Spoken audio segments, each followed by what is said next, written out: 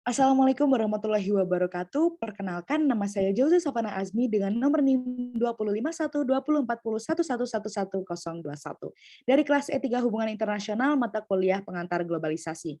Pada kesempatan hari ini saya akan membahas mengenai pengaruh globalisasi teknologi informasi dan komunikasi dalam eksistensi budaya lokal. Sebelum itu, apa itu globalisasi? Globalisasi merupakan salah satu kemajuan zaman yang berkembang secara pesat seiring berjalannya waktu. Hal ini sebenarnya juga dapat didefinisikan melalui buku Manfred yang menjelaskan bahwa globalisasi sebagai intensifikasi hubungan sosial di seluruh dunia yang menghubungkan tempat-tempat jauh sedemikian rupa sehingga kejadian lokal dibentuk oleh peristiwa yang terjadi bermil-mil jauhnya dan sebaliknya. Namun sebenarnya globalisasi ini tidak memiliki definisi yang pasti karena globalisasi bersifat salah satu hal yang kompleks dan dapat dilihat dari berbagai sudut pandang. Era globalisasi merupakan suatu hal yang tidak dapat dihindari oleh negara di dunia dari berbagai aspek kehidupan. Menolak dan menghindari globalisasi akan sama dengan mengucilkan diri dari masyarakat internasional.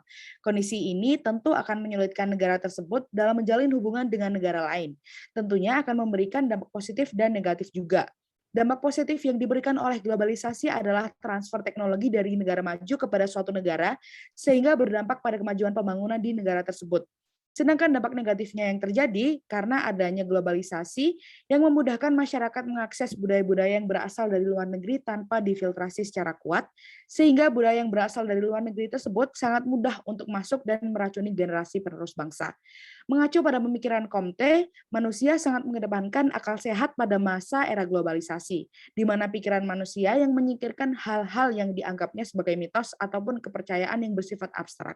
Oleh sebab itu, masyarakat modern lebih mempercayai hal-hal yang sifatnya nyata dan dapat diterima oleh panca indera mereka secara langsung. Menurut Kumar, perubahan sosial disebabkan oleh dua ciri utama. Yang pertama yaitu individualisme dan yang kedua yaitu rasionalitas. Individualisme menurut John Naisbitt adalah salah satu peran sentral dalam masyarakat, yaitu individu dan bukan lagi sebagai komunitas, suku, kelompok, ataupun bangsa. Sedangkan rasionalitas yaitu tindakan setiap individu akan selalu berdasarkan perhitungan yang jelas dan juga pasti. Selanjutnya, jika kita hubungkan globalisasi, pasti akan selalu berhubungan dengan yang namanya teknologi informasi komunikasi. Nah, teknologi informasi komunikasi ini sendiri berkembang di 3 tahun. Untuk tahun yang pertama, yaitu tahun 1980, yang menciptakan mikroprosesor, tahun 1990 yang ditemukannya web, dan di tahun 2000 yang ditemukan jaringan telekomunikasi seluler. Dan pastinya di dalam teknologi informasi dan komunikasi ini menyangkut pautkan dengan bidang-bidang lainnya, seperti salah satu contohnya yaitu keamanan, cyber war, politik dengan adanya e-demokrasi, ekonomi dengan adanya digital divide, sosial dengan adanya smartphone privacy, dan juga kultural atau budaya yang salah satu contohnya yaitu identitas. Nah, untuk selanjutnya yaitu kata kunci dalam teknologi informasi dan komunikasi yang mungkin sering kita langsung tangkap gitu ya. Untuk yang pertama, yaitu teknologi yang selalu berkembang, semakin hari semakin mudah untuk manusia melakukan berbagai macam kegiatan dalam satu alat teknologi. Yang kedua, harganya yang murah. Yang ketiga, bisa diakses oleh seluruh masyarakat. Yang keempat, efektif dan efisien untuk digunakan. Yang terakhir, yaitu praktis. Untuk selanjutnya, budaya global juga pada akhirnya menguniversalkan masalah-masalah makna dan identitas nilai dan keyakinan, tetapi juga melegitimasi identitas-identitas dan sistem-sistem makna yang khas dan bersifat khusus. Semua nilai dan keyakinan menurut kaum fundamentalis pada akhirnya akan diproklamasikan sebagai kebenaran yang universalistik, sebagai kandidat-kandidat untuk globalisasi dengan sedikit atau banyak resonansinya di kalangan masyarakat global. Menurut Walton, dengan dimulainya era internet, maka kita lebih memasuki era kesunyian interaktif, di mana individu-individu tersebut terbatas dari segala aturan paksaan. Ujian kesunyian ini yang menjadi terasa real gitu di saat menghadapi banyaknya kesulitan dalam menjalin kontak dengan sesama. Teknologi yang semakin maju telah menghilangkan batas waktu dan ruang sehingga ketika seseorang yang biasanya memperoleh pembelajaran melalui face to face bisa bersosialisasi secara normal, hal ini tidak bisa dilakukan karena mereka sudah menggunakan perangkat elektronik gitu. Manusia pada dasarnya adalah makhluk sosial. Kebutuhan sosialisasi semacam ini hanya bisa dipuaskan melalui interaksi secara manusiawi. Seberapapun majunya tingkat perkembangan teknologi yang telah dicapai, tidak semua aktivitas manusia di dunia nyata dipindahkan dalam bentuk elektronik ke internet. Dan untuk selanjutnya akan lebih membahas nih tentang pengaruh globalisasi teknologi informasi dan komunikasi dalam eksistensi budaya lokal yang saya ngambil referensi di salah satu jurnal yang sudah saya cantumkan di sebelah kanan. Seorang teoritis dan pemikiran globalisasi budaya akan mendorong saling kesepemahaman antar masyarakat dengan latar belakang ras dan etnik yang berbeda secara luas pada tingkat global. Salah satu ujung proses ini adalah munculnya sebuah budaya global yang benar-benar baru dan secara potensial bisa mengubur nilai-nilai dan praktik-praktik budaya tradisional yang bersifat spesifik. Dalam hal ini, matinya tradisi dan penyebaran budaya global di bawah bimbingan Barat dan mendorong penerimaan secara umum nilai-nilai seperti individualisme, kebebasan, dan juga demokrasi. Salah satu riset tentang globalisasi budaya milik B. Malinowski dan A. R. Ratchifel Brown memiliki kesimpulan bahwa terdapat benturan kultural yang mana salah satu risetnya menonjol gitu ketika budaya Barat masuk ke dalam kultur pribumi atau di wilayah jajahan mereka. Henners melukiskan 4 kemungkinan yang akan terjadi dari penyatuan kultur di masa yang akan datang yang sudah saya tuliskan di depan ini. Yang pertama yaitu ada homogenitas global, yaitu kultur Barat akan mendominasi dunia sehingga seluruh dunia akan menjadi jiplakan gaya hidup, pola konsumsi, nilai dan norma serta keyakinan masyarakat Barat. Yang kedua, kejenuhan. Secara perlahan masyarakat pinggiran menyerap pola kultur Barat dan akan semakin menjenuhkan gitu bagi mereka. Jika hal ini terjadi secara terus-menerus, maka penghayatan akan kultur lokal akan perlahan menghilang dan terbentuknya homogenitas dimensi historis. Yang ketiga yaitu kerusakan kultur pribumi dan kerusakan kultur Barat yang diterima.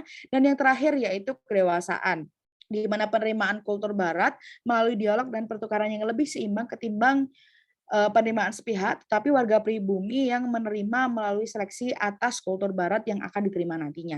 Kedewasaan ini berarti kultur global berperan merangsang dan menantang perkembangan nilai kultur lokal sehingga terjadi proses spesifikasi kultur lokal. Benturan kebudayaan yang terjadi antara budaya lokal dan budaya asing akan menentukan hasil akhir dari perubahan kebudayaan yang ada di suatu negara. Filtrasi atas kebudayaan asing serta kekuatan kebudayaan lokal merupakan kunci utama dalam mempertahankan kebudayaan lokal itu sendiri, sehingga jika budaya lokal tidak cukup kuat dan tidak memiliki filtrasi yang bagus, maka akan terjadi kerusakan kultur budaya atau bahkan hilangnya budaya lokal dalam suatu negara tersebut. Pada akhir abad, kekuatan global dikombinasikan dengan efek media internasional dan berita saluran, teknologi komunikasi, dan keterkaitan meningkatnya dunia, berarti bahwa semakin banyak orang di seluruh dunia yang dipengaruhi oleh peristiwa terdefinisi gitu. Menghadapi masalah serupa dan dipengaruhi oleh peristiwa yang sama dan berbagai pengalaman serupa, orang-orang dari usia yang sama yang cenderung memiliki sistem nilai dasar yang sama terlepas dari negara atau komunitas kelahiran mereka. Sistem nilai adalah driver, perilaku, dan sikap, serta merupakan prediktor yang baik dari perilaku dan harapan. Dengan perubahan yang dibawa oleh arus globalisasi, maka juga akan merubah pola perilaku sosial di dalam masyarakat apabila jika di sebuah negara tidak memiliki filter atau ideologi yang cukup kuat, maka akan sangat terasa sekali perubahan yang terjadi. Perubahan sosial budaya yang mengikuti munculnya arus globalisasi sesungguhnya berasal dari modernisasi atau perkembangan yang pesat dari teknologi informasi serta komunikasi yang dibangun oleh manusia. Tidak jarang juga globalisasi didefinisikan sebagai penyebaran kebiasaan-kebiasaan yang mendunia, ekspansi hubungan yang melintas dunia, organisasi kehidupan sosial pada skala global, dan pertumbuhan sebuah kesadaran global bersama masyarakat di dunia. Dari aspek budaya terlihat kemajuan keseragaman. Salah satunya terlihat pada aspek media massa, terutama televisi yang sudah mengubah dunia menjadi dusun global atau global village. Informasi dan gambar peristiwa pada saat waktu yang dapat ditonton di jutaan belahan negara di dunia. Untuk selanjutnya, menurut Gramsci, dominasi dalam masyarakat kapitalis terjadi melalui proses pembudayaan sehingga menghilangkan kesadaran masyarakat atau budaya yang terdominasi atas dominasi yang dilakukan. Berdasarkan pengertian tersebut, maka hegemoni tidak dapat dipisahkan dari konteks historis yang memposisikan kelompok dominan sehingga mampu menimbulkan keyakinan sejumlah besar orang terhadap posisi kelompok dominan. Salah satunya yaitu sulitnya mengharapkan generasi muda untuk meneruskan budayanya. Salah satunya yaitu budaya Jawa yang terkait kuat dengan tata krama dan etika seseorang gitu. Pemberitaan media yang semakin meluas justru menjauhkan masyarakat dari masalah-masalah yang mereka hadapi sekarang, yang terjadi bukan mencerahkan, tapi justru membodohi dan memperluas nilai-nilai yang dirasa bertentangan dengan kehidupan mereka. Untuk yang terakhir, dengan semakin berkembangnya pesatnya informasi serta komunikasi, maka masuknya budaya barat semakin tidak bisa dibendung lagi. Jalan utama masuknya budaya barat ini adalah terjadinya globalisasi dan perkembangan teknologi informasi serta komunikasi yang sangat pesat, sehingga perpindahan informasi dari individu satu ke individu lainnya atau negara satu ke negara lainnya semakin cepat. Efek yang ditimbulkan dari perkembangan akses informasi dan komunikasi adalah terjadinya globalisasi budaya, di mana budaya dari setiap negara akan melebur menjadi satu, yaitu budaya global, dengan poros utama adalah budaya dari negara paling maju sehingga menjadi acuan bagi negara lainnya.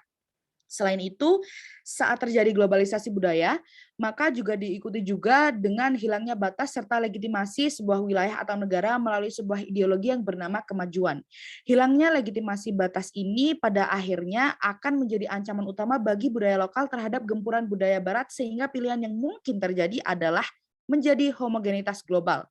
Kejenuhan sehingga menyerap budaya barat, kerusakan kultur pribumi dan kultur barat, atau malah tumbuhnya kedewasaan budaya lokal. Kunci utama dari keberhasilan dari filtrasi ini adalah seberapa kuat budaya, norma ataupun adat lokal yang kita miliki dan seberapa kuat budaya tersebut menancap sebagai ideologi kita di kehidupan kita sehari-hari. Jika budaya, norma, atau adat kita tidak menancap secara kuat sebagai ideologi yang kita pegang teguh setiap hari, maka sangat mungkin hilangnya budaya lokal kita dan merubah menjadi homogenitas global. Dan begitupun sebaliknya juga. Jika budaya kita menancap secara kuat sebagai ideologi yang kita pegang teguh setiap hari, maka westernisasi globalisasi tidak akan bisa merusak budaya lokal kita, sehingga yang terjadi adalah kedewasaan budaya lokal kita. Sekian dari saya, terima kasih. Mohon maaf bila masih banyak kurang kata. Wassalamualaikum warahmatullahi wabarakatuh.